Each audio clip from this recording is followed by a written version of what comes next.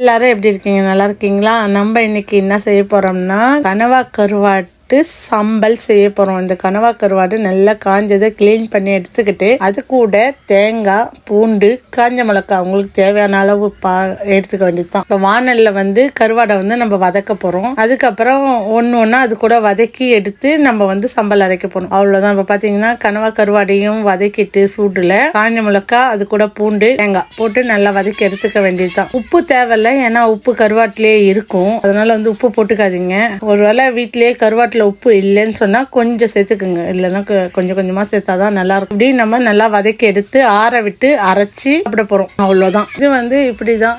இது ரொம்ப first time சாப்பிடும் போது நானும் எங்க நாத்தனார் வீட்டுக்கு போயிருந்தேன். அவங்க செஞ்சு கொடுத்துருந்தாங்க. இது அப்ப நானும் ஃபர்ஸ்ட் டைம் தான் இதை ட்ரை பண்ணேன். இந்த மாதிரி நானும் சாப்பிட்டது கிடையாது. ஆனா ஃபர்ஸ்ட் டைம் சாப்பிடும்போது கொஞ்சம் ஒரு மாதிரி தான் இருந்துச்சு. மற்றபடி ஸ்மெல் எதுவுமே வரல, கவுச்சடிக்கல, எல்லாமே நல்லா இருந்துச்சு. ஏன்னா நம்ம சாப்பிடாதது ஃபர்ஸ்ட் டைம் சாப்பிடும் போது எப்பயுமே ஒரு தயக்கம் இருக்கும். அது நார்மல் தான். அப்படி சாப்பிட்டா அதுக்கப்புறம் நல்லா தான் இருந்துச்சு. அது ஒன்றும் அது நம்ம உங்களுக்கு காரத்துக்கு பூண்டு இதெல்லாம் போடுறதுனால அதில் எந்த பேட் ஸ்மெல்லும் வராது. அதனால இப்போ பார்த்தீங்கன்னா இதை ஆற விட்டு நல்லா நம்ம மிக்சியில் போட்டு ஒரு அடி ட்ருன்னு போட்டு எடுத்துக்க வேண்டியது. பார்த்தீங்கன்னா அது கிண்டி கிண்டி விடணும், ஏன்னா சரியா அரையிலையா, நின்று அரையுது. அதனால நம்மளுக்கு நல்லா அரைச்சி எடுத்துக்க வேண்டியது. தண்ணி சேர்க்கக்கூடாது, ஏன்னா தண்ணி சேர்த்திங்கன்னா அது வேற மாதிரி ஆயிடும், சாப்பிட பிடிக்காது. இது பேரு தான் சம்பல். இப்படிதான் அவங்க செஞ்சு சாப்பிடுவாங்களாம். சுடுகஞ்சிக்கு, அதுக்கப்புறம் தோசைக்கு, அந்த மாதிரி எது வேணாலும் உங்களுக்கு விருப்பப்பட்டு சாப்பிட்டுக்குங்க. லைக் பண்ணுங்க, ஷேர் பண்ணுங்க, கமெண்ட் பண்ணுங்க. நன்றி.